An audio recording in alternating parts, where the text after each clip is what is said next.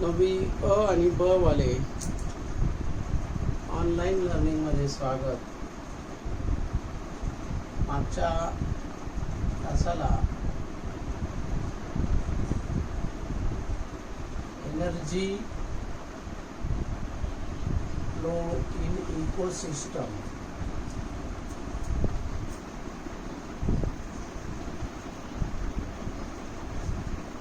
त्याच्यामध्ये आपण what is ecosystem,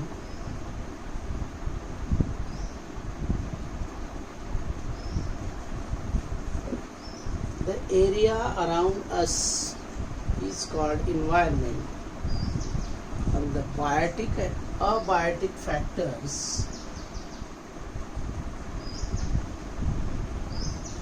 new definition, the interaction between biotic and abiotic factors.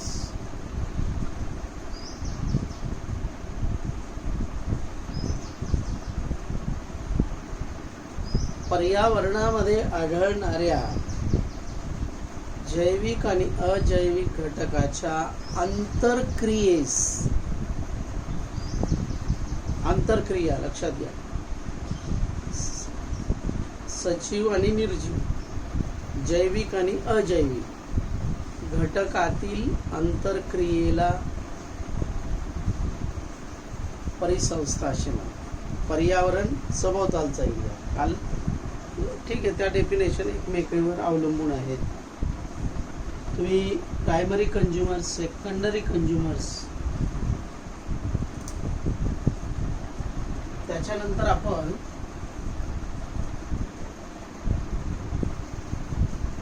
What is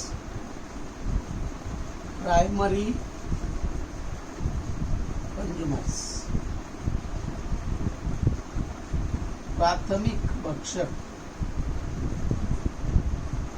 म्हणजे काय असं आपण पाहिलं होतं. प्राथमिक भक्षक कशाला म्हणायचं? जे वनस्पतीवर अवलंबून असतात, म्हणजेच आपण त्याला काय म्हणतो, शाकाहारी. जे वनस्पतीवर अवलंबून असतात त्यांना शाकाहारी किंवा प्राथमिक भक्षक असे म्हणतात. The organism directly depends on plant, they are called primary consumers. मागच्या वेळेस. Secondary, they depends upon primary consumers. म्हणजे आपण त्यांना काय म्हणणार, मांसाहारी, carnivorous. they are called carnivorous. प्राथमिक भक्षकावर अवलंबून असणारे द्वितीय भक्षक किंवा त्यांनाच मांसाहारी असं म्हणतो. त्याच्या पुढचा एक प्रकार आहे एपेक्स कंझ्युमर किंवा त्यांनाच टॉप कंझ्युमर्स म्हणतात. एपेक्स कंझ्युमर,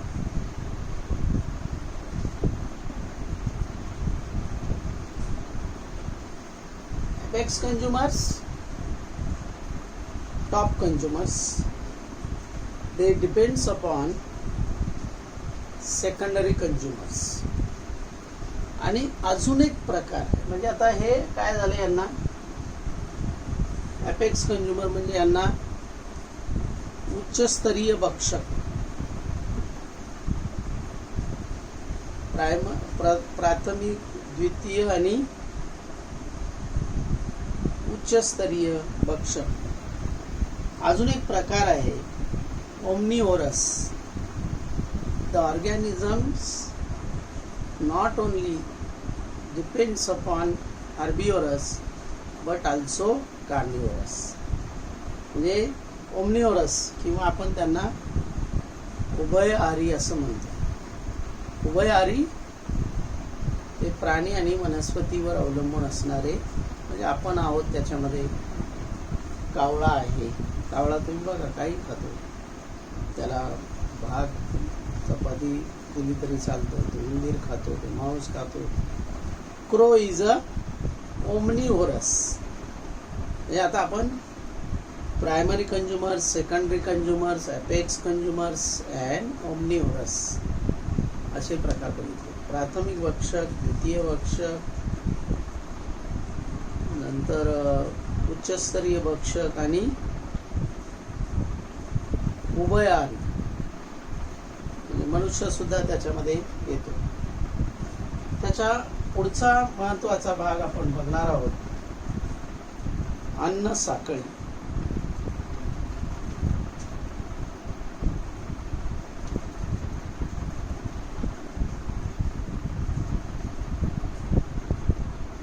अन्न साखळी कशाला म्हणायची? Food chain.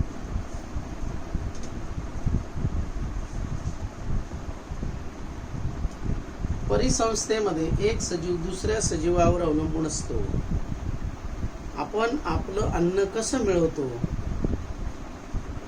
आपण कशा पद्धतीने आपण आपलं अन्न मिळवतो, तर interaction go on continuously between the producer to primary consumers to secondary consumers, top consumers, then saprophytes or decomposers.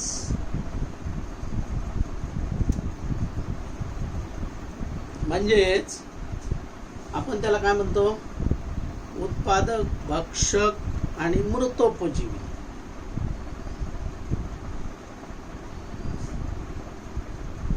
English मध्ये producer,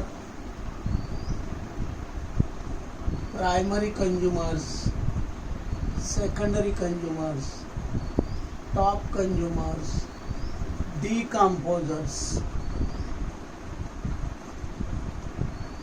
and again towards the producer. Producer to primary, secondary, top, decomposers to against producer. उत्पादिते, भक्षक, प्राथमिक भक्षक, मृतोपजीवी यांच्यामध्ये कायम स्वरूपाची एक आंतरक्रिया आपल्याला दिसून येते.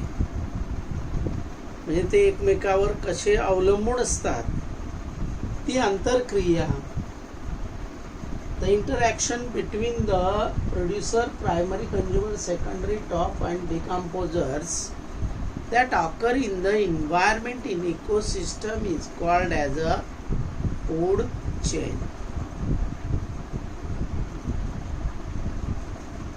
म्हणजेच आपण त्याला उत्पादक, भक्षक, मृतोपजीवी यांच्यामध्ये चाललेल्या आंतरक्रियेलाच अन्न साखळी असे म्हणतो. फॉर एक्झाम्पल,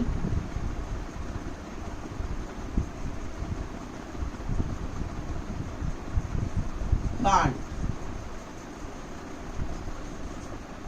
हे काय झालं,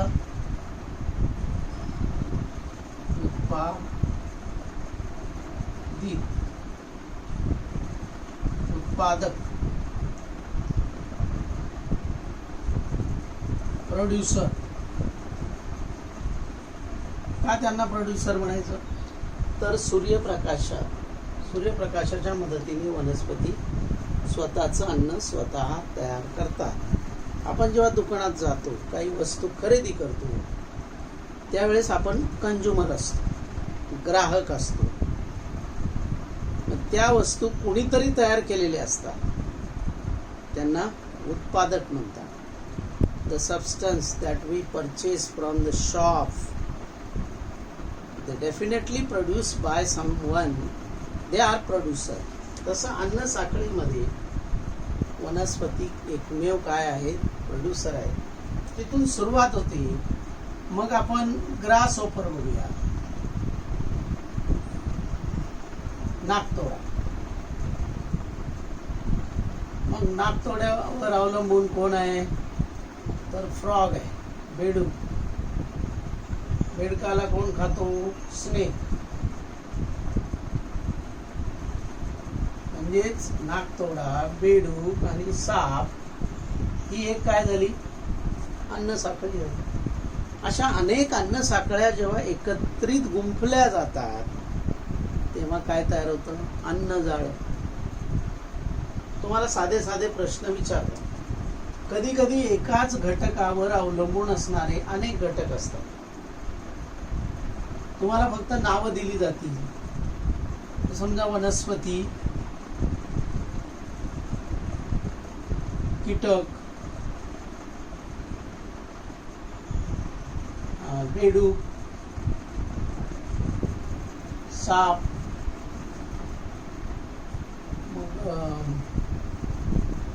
इथे हरिण, असे अनेक अनेक नावं तुम्हाला दिली जातील. वाघ, विघटक. तुम्ही याच्यामध्ये how you can connect the food chain. कधी कधी काय होतं, एकाच घटकावर अवलंबून असणारे अनेक घटक असतात. फॉर एक्झाम्पल, वनस्पतीने कीटक तयार केले तर कीटक हे बेडूकही खातात, कीटक हे सापही खातात, कीटक पक्षीही खातात. मग अशा वेळेस या अन्न साखळी आपण वेगवेगळ्या लेवलला जोडू शकतो. You can connect the plant with insect, with frog, then snake, then eagle, गरुड, देन कीटक. कीटकांना आपण पक्ष्यांबरोबर जोडू शकतो. पक्ष्यांना डायरेक्ट कोणी खाल्लं, सापाने खाल्लं किंवा सापाला पक्ष्याने खाल्लं, अशा पद्धतीने आपण काय करू शकतो, अन्न साखळी मधून अन्न जाळे तयार होते. अन्न साखळीमधून अनेक अन्न साखळ्या जेव्हा एकत्र येतात तेव्हा अन्न जाळे तयार होते. Page number 81. You can see the picture that show in your book. पान नंबर 82 वर तुम्हाला ती अन्न साखळी दाखवलेली आहे. या अन्न साखळीमध्ये त्यांनी प्रश्न विचारले. Is the number of consumers in the food web fixed?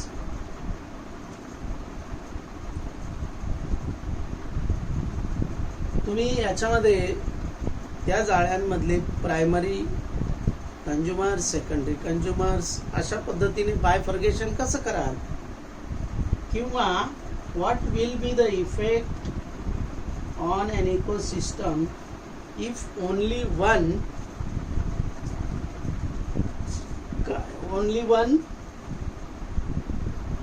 organism in it forms to food for the several different organism. समजा या अन्न जाळ्यामध्ये अन्न जाळ्यातली एखादा घटक, समजा फ्रॉगवर अटॅक झाला, snakes eating frog, some birds also eating frog. That means the number of organism depends on frog. बेडकावर अवलंबून असणारे अनेक घटक जर आले तर त्या इकोसिस्टमवर काय परिणाम होईल? Very simple questions. काय होईल? एक जर कमी झाला, फ्रॉग कमी झाला तर काय होईल? नाकतोड्यांची संख्या वाढेल. नाकतोड्यांची संख्या वाढल्यामुळे काय होणार? वनस्पतींची हानी होईल. If you remove any one of the organism from the food web, the bad effect that you can see on the food web. एखादा घटक कमी करणं, होणं किंवा त्या घटकावर अनेक घटक अवलंबून असणं, त्यामुळे या फूड चेनमध्ये, फूड वेबमध्ये डिस्टर्ब होतो. असे अनेक प्रश्न तुम्हाला विचारलेले आहेत. Then we will start our new topic, the energy pyramids. Next topic, energy pyramid.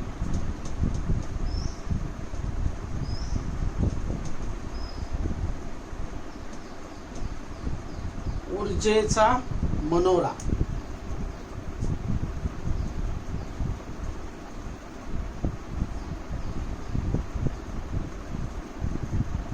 मनोरा सगळ्यांना माहिती आहे. इथून काय होतो, तो खालून वर असा निमुळता होतो, बरोबर ना? त्यालाच आपण मनोरा म्हणतो. ऊर्जेचा मनोरा, energy pyramids. What is energy pyramids?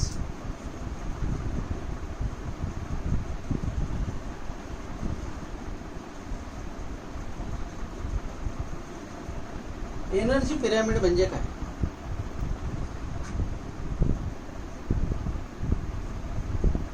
Representation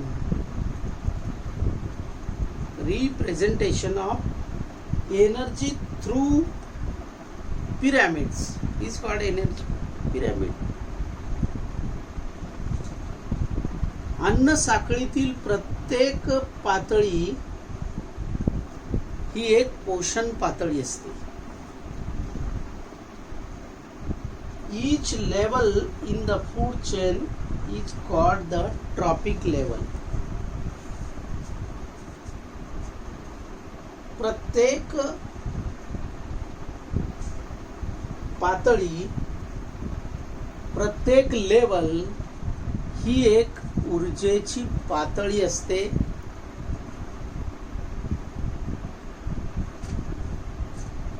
अन्न साखळीतील प्रत्येक पातळीस पोषण पातळी असे म्हणतात, ट्रॉपिक लेवल.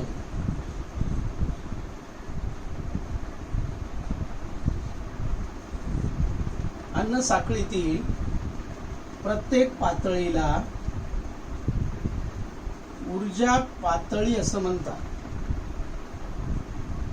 पोषण पातळी, पोषण पातळी. मग आता आपण इकडे समजा वनस्पती लिहिलं,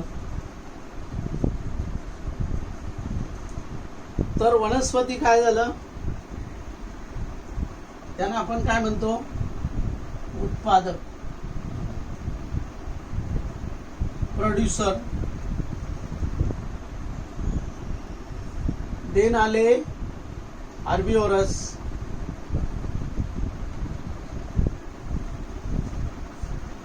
शाकाहारी. त्यांना आपण काय म्हणूया, प्रथम पोषण पातळी.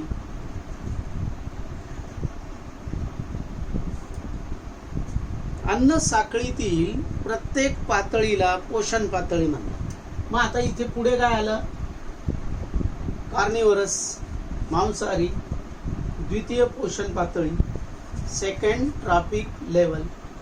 फक्त वनस्पती सोडून द्या, वनस्पतींना काय म्हणतो आपण, उत्पादक. मग हर्बिव्हरस, शाकाहारी, first trophic level, second trophic level मांसाहारी. नंतर आले ओमनिव्होरस. इथे कोण आले, ओमनिव्होरस, म्हणजे आपण त्याला उभयहारी म्हणतो. हे काय, हे मांसाहारी, कार्निव्होरस. सेकंड ट्रॉपिक लेवल, द्वितीय पोषण पातळी, तृतीय पोषण पातळी. अशा प्रकारे आपण प्रत्येक पोषण पातळीचं बायफर्गेशन करू शकतो. each and every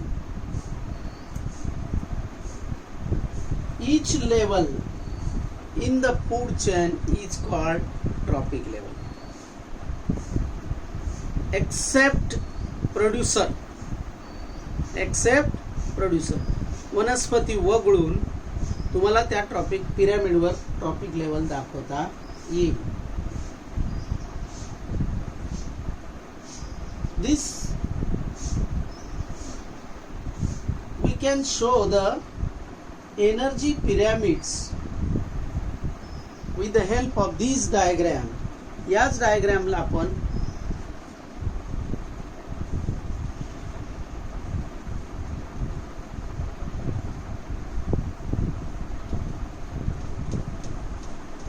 या लेवल काढल्या. इथे काय लिहिलं आपण,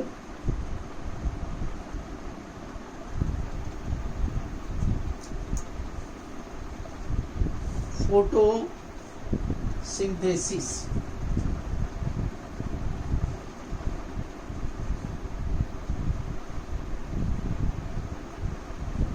किंवा प्लांट.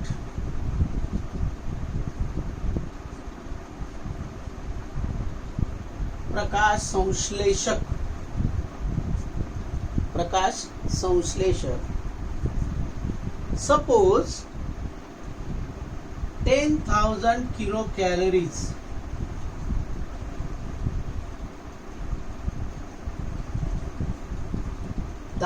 किलो कॅलरी ऊर्जा वनस्पतीकडे आहे. Energy pyramids that is nothing but it is a representation of energy by the pyramids is called energy pyramids. मग पुढे एक शून्य कमी करायचं, तर तिथे कोण आलं, झू प्लॅन्टिकोन्स, फिशेस, ह्युमन्स.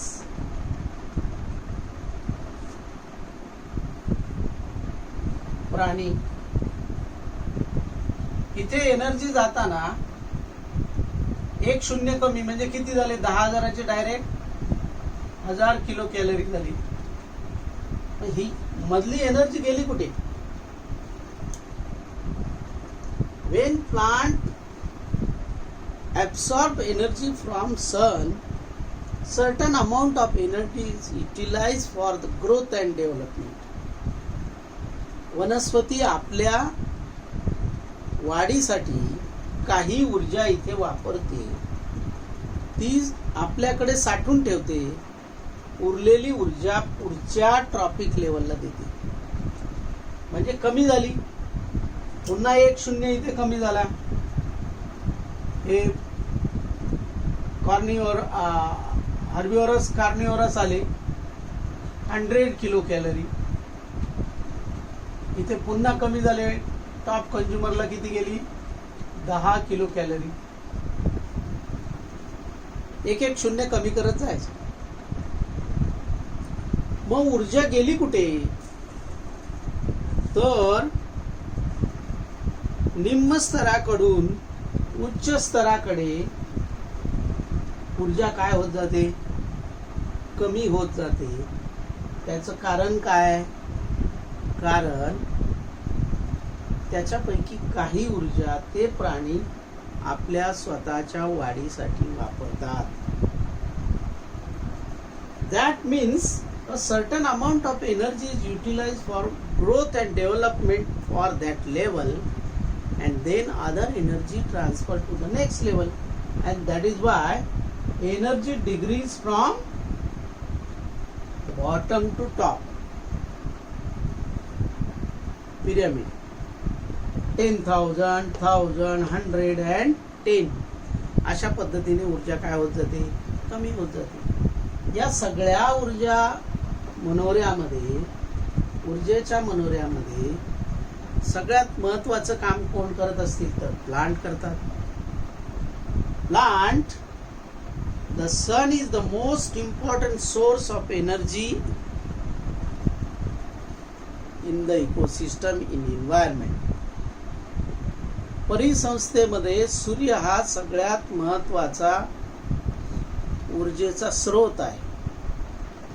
इथून ऊर्जा काय होते, वनस्पतीकडे जाते. प्रकाश संश्लेषण प्रक्रियेद्वारे वनस्पती ही ऊर्जा स्वतःकडे शोषून घेतात. Plant absorb this energy from the sun in the process of photosynthesis. प्रकाश संश्लेषण प्रक्रियेद्वारे वनस्पती ही ऊर्जा आपल्याकडे घेतात. त्यानंतर या ऊर्जेचं हस्तांतरण पुढच्या सजीवाकडे होतं. लास्टला at the last what will happen, these energy transfer from one trophic level to another trophic level. When it reaches to the top consumer, when after the death of these या उच्च स्तरीय प्राण्यांचं जेव्हा मृत होतात तेव्हा ते प्राणी जमिनीमध्ये बुरशी किंवा सूक्ष्म जीवांमार्फत यांचं विघटन होतं. लक्षात घ्या. That is why they are called decomposers. त्यांना सॅप्रोफाइट्स, डिकम्पोजर असेही म्हणतात. विघटक, मृतोपजीवी. कारण जेव्हा हे प्राणी मृत पावतात त्यावेळेस त्यांच्यामध्ये असणारी ऊर्जा ही त्या सूक्ष्म जीवांना अन्न म्हणून जाते. ते तिचा वापर करतात आणि हे करत असताना त्या ऊर्जेचं साध्या कार्बनी पदार्थामध्ये रूपांतर करतात. After the death of these top consumers, the decomposer decompose these animal into a simple carbon compounds, and these simple carbon compounds then dissolve in water and soil and again absorbed by the plant. लक्षात घ्या. That means एक गोष्ट तुमच्या लक्षात आली असेल की वनस्पती सूर्याकडून शोषण केलेली ऊर्जा ही प्रत्येक लेवलला त्या प्राण्यांकडे साठवली जाते. ही ऊर्जा पुन्हा सूर्याकडे जात नाही आणि म्हणून या ऊर्जेच्या प्रवाहाला ऊर्जेची एकेरी वाहतूक असे म्हणतात. फक्त येते. Tremendous amount of energy came from sun which is stored in the organism in the level. This energy does not again return to the sun. That is why it is called as one-way tropic level, one-way tropic of energy. ऊर्जेची एकेरी प्रवाह किंवा वाहतूक. लक्षात आलं. सन is the main source.